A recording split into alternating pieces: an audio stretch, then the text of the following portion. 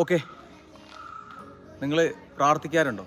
എന്നാൽ ഞാനും പ്രാർത്ഥിക്കുന്നുണ്ട്. ദൈവവിശ്വാസിയാണോ? അതെ. എന്നാൽ അന്ധവിശ്വാസിയല്ല. പക്ഷെ ഒരു കാര്യമുണ്ട്, എൻ്റെ പ്രാർത്ഥനയിൽ ആദ്യം തന്നെ ഞാൻ പ്രാർത്ഥിക്കുന്നത്, ഞാൻ രാവിലെ കുളി കഴിഞ്ഞ് പുറത്തൊക്കെ ഇറങ്ങുമ്പോൾ എൻ്റെ വീടിൻ്റെ മുകളിൽ തന്നെ ഞാൻ എൻ്റെ റിട്ടയർഡ് ചെയ്ത ആർമിയുടെ ബാച്ചും എൻ്റെ യൂണിഫോം സെറ്റ് ചെയ്തിട്ടുണ്ട്. അവിടെ നിന്നിട്ട് ആദ്യത്തെ പ്രാർത്ഥന അവിടുന്ന് ഒരു സല്യൂട്ട് അടിച്ചിട്ടാണ് ഞാൻ വരിക.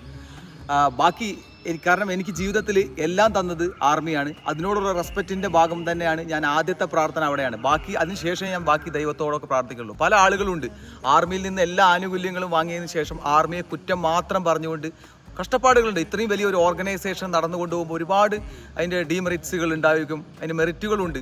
പക്ഷേ അതിനെ കുറ്റം മാത്രം കണക്കാക്കരുത്. നമുക്ക് ജീവിതം തന്നത് അത് തന്നെയാണ്. ഞാൻ റിട്ടയർഡ് ചെയ്തതിന് ശേഷം ഇന്ന് ഞാൻ പോലീസിലാണോ ബാങ്കിലാണോ എന്തിലാണോ വർക്ക് ചെയ്യണത്, അതിൽ നമ്മൾ വർക്ക് ചെയ്യാൻ നമ്മളെ പ്രേരിപ്പിച്ചത്, നമുക്ക് അത് കിട്ടാനുള്ള അവസരം ഉണ്ടാക്കി തന്നത് ആ ആർമി തന്നെയാണ്. അതുകൊണ്ട് എൻ്റെ പ്രാർത്ഥന, ആദ്യത്തെ ദൈവം എനിക്ക് എന്നുള്ളത് എൻ്റെ യൂണിറ്റാണ്, എൻ്റെ യൂണിറ്റിൻ്റെ ബാച്ചാണ്, ഞാൻ ഇട്ട ആ യൂണിഫോമാണ്. അതിനാണ് എൻ്റെ സല്യൂട്ട്. ജയ് ഹിന്ദ്, ജയ് ഭാരത്.